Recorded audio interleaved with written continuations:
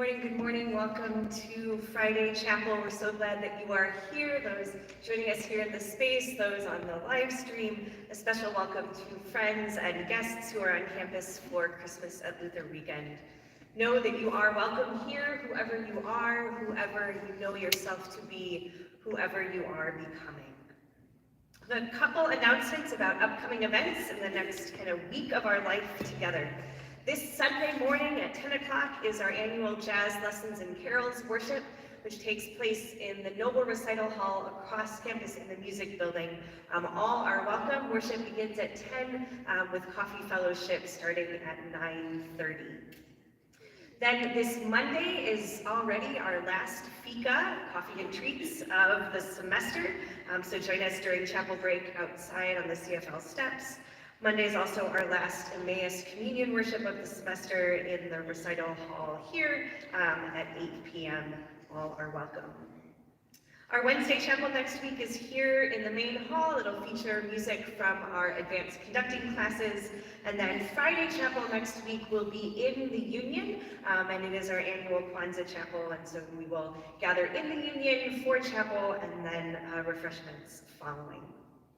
Finally, we invite you to close out your semester and take a bit of a study break before finals a week from Sunday night, the 10th, at 8 p.m. right here in this space for our annual candlelight songs and readings. Come in comfy clothes, bring pillows and blankets if you want, and we'll light some candles and hear readings and join in music for the season. In chapel today, for chapel today, you will need both a red and a purple hymnal, a rare two-hymnal day. Those are available on the rack as you came in. You can go grab those if you need them or share with a neighbor.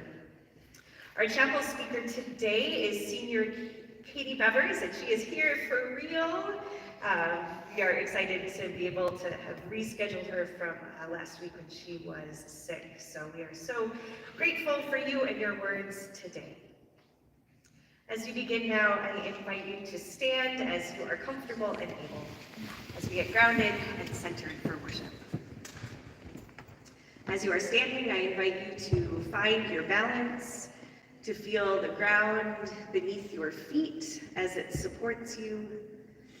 Invited to roll your shoulders down and back, maybe shake out your wrists, and receive permission to release whatever it is that you have carried into this space today. I invite you to take a deep, centering breath.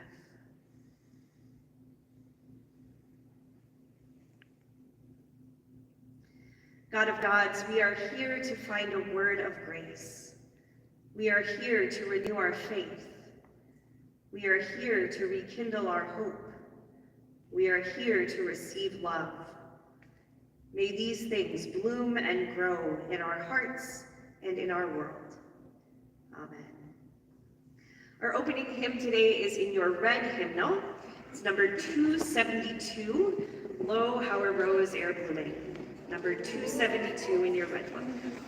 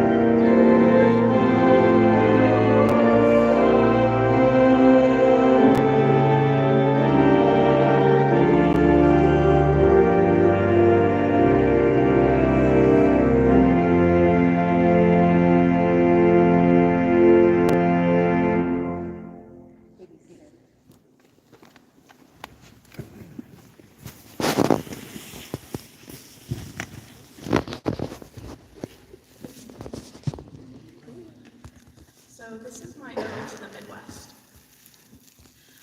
I have a friend who is brilliant, passionate, intuitive, beautifully sarcastic, and incredibly emotional. This friend molds the areas around her with intention and earnestness, etching her mark into every corner and putting her handprint in wet cement when leaving first impressions. She does not shy away from pointing out inequity and uses her voice to demand that the underdog be looked out for. She drives a little bit recklessly and once told me that if I got bit by a rattlesnake, we would stop to get coffee first before the ER because I had 6 hours before I would die. All said with a smile on her face. She eats carrots out of the ground and makes sure the rooster isn't picking on the chickens. I think about her every day. She looks like she walked out of a Mary Oliver poem. I see her when we walk through the prairie. I saw her last winter at the Maggie Rogers concert, and I get to see her every time we go back to Oregon. We could spend hours on the plane filling each other in on what has been going on in our lives when we have been apart. I would package up her laughter and spread it around like wildflower seeds if I could. Someday I will. Time is like looking out the kitchen window and watching the deer eat the new apples of the tree. Time is sitting on a bank of the frozen river and witnessing the muskrats traverse their upcoming winter home. Time is standing in a wetland and feeling your feet sink lower as a cool breeze around you pulls your body higher.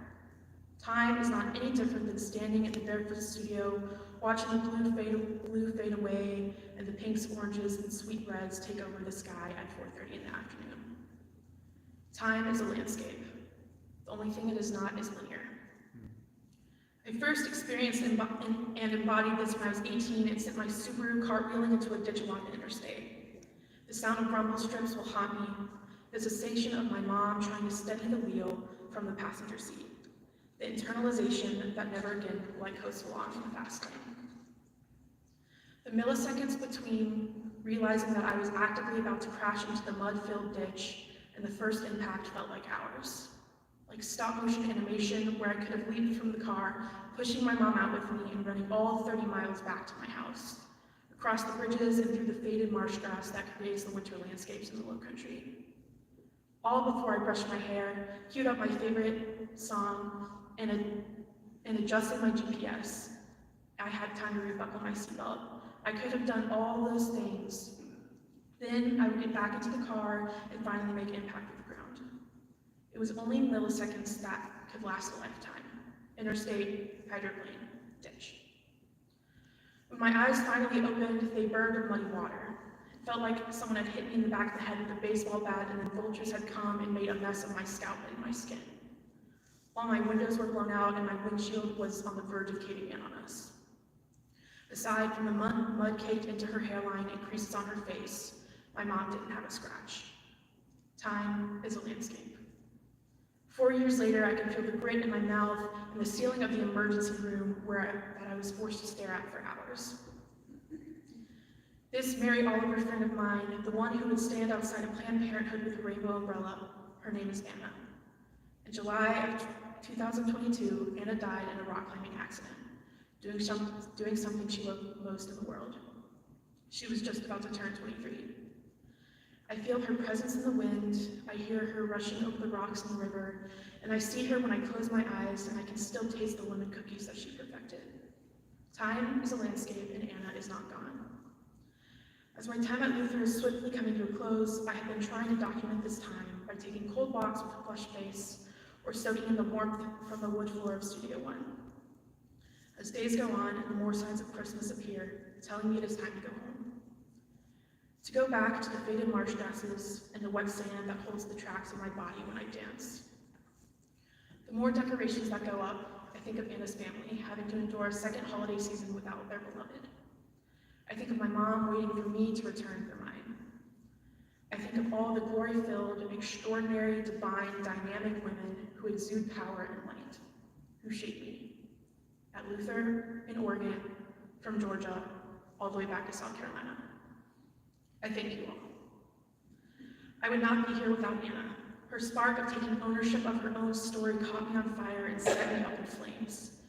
Flames that lit a fire under me and got me on a plane in Minneapolis 2 years ago. I would not be here without her, and she is here too. I see her sitting in the balcony trying to distance herself from a faith that she is still trying to figure out. unsure of what to do with all the rules about womanhood she inherited from the church. Time was a landscape. Two friends, who will be for the rest of my life, walked across the stage with me in May at graduation. They are gorgeous, genuine, magical, brilliant, wise, fantastic, funny, and very dear to me. We flipped our tassels and stood in front of the banner labeled religion. We had stood at the bar, in the CFL, in Maine, in the CAF, but now in front of the one thing that brought us all together. I was on FaceTime with them about a month ago, one in Norway, one at Yale, and me at Luther. They gushed their gratitude to Luther College, as now they are both cultivating their own communities in adulthood, as I soon will be doing too. To them, I am grateful for their company, the introduction to Scotch news, and background on all things northern Minnesota, or the coldest place on earth, as I've heard. What I have shared with you are the things I hold closest to me, and it has been 4.5 years to let them out. 4.5 years of joy, sorrow, pain, amazement, growth, and lessons on bodily autonomy that leave me standing here. Here, where I hope my ghost will continue to lay in the prairie, or stare at the snowbanks, or walk in the neighborhoods of Decorah, or stir up the energy in Studio One. Luther College is the final stop on my undergraduate journey, and has encompassed the most time where I have allowed myself to flip inside out, transitioning away from emotions only on the inside, finally letting my spirit expand and my soul exist like the skin on the outside, soaking in everything around me, all textures, temperatures, and sensations feeding my mind, body, and spirit, letting me grow.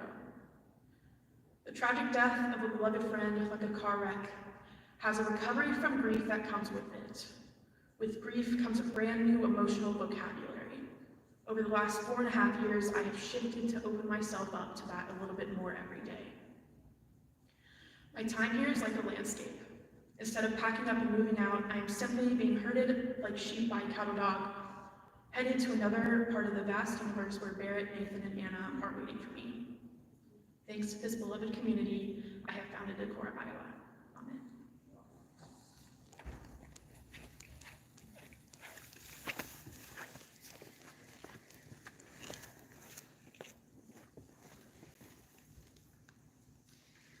Our closing hymn this morning is number 901 in your purple book. Now the heavens start to whisper. Number 901, I invite you to stand.